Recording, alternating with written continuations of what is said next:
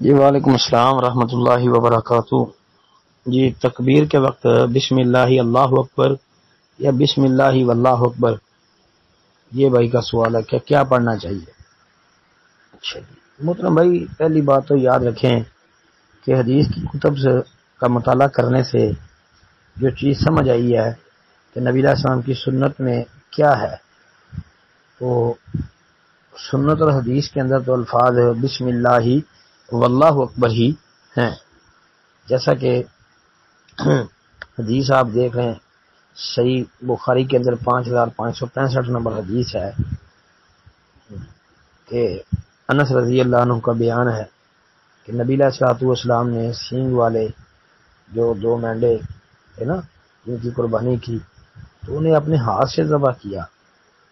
اور پھر کہتے ہیں کہ بسم اللہ واللہ اکبر پڑھا تھا، تو اس لیے بسم اللہ واللہ اکبر ہی کا ذکر آتا ہے۔ پھر اس کے علاوہ وہ سنن ابی داؤد کی 2810 نمبر حدیث ہے، ترمذی میں 1520 نمبر حدیث ہے، وہ شیخ البانی نے صحیح ابو داؤد کے اندر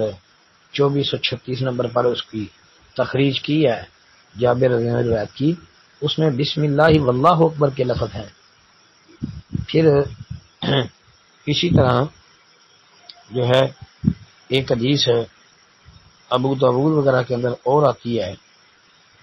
2795 نمبر حدیث ہے، وہ بھی دیکھ لیں، جس میں وہ ہے وجہت وجہی للذی فطر السماوات والارض حنیفا وما انا من المشرکین ان صلاتي ونسكي ومحياي ومماتي لله رب العالمین لا شریک له وبذلك امرت وانا اول المسلمین اللهم منك ولك عن محمد وامته بسم اللہ واللہ اکبر، اسی میں بھی بسم اللہ واللہ اکبر کے لفظ آتے ہیں۔ تو بسم اللہ واللہ اکبر کے الفاظ تو حدیث میں یہ ذکر کیے گئے ہیں، ہاں،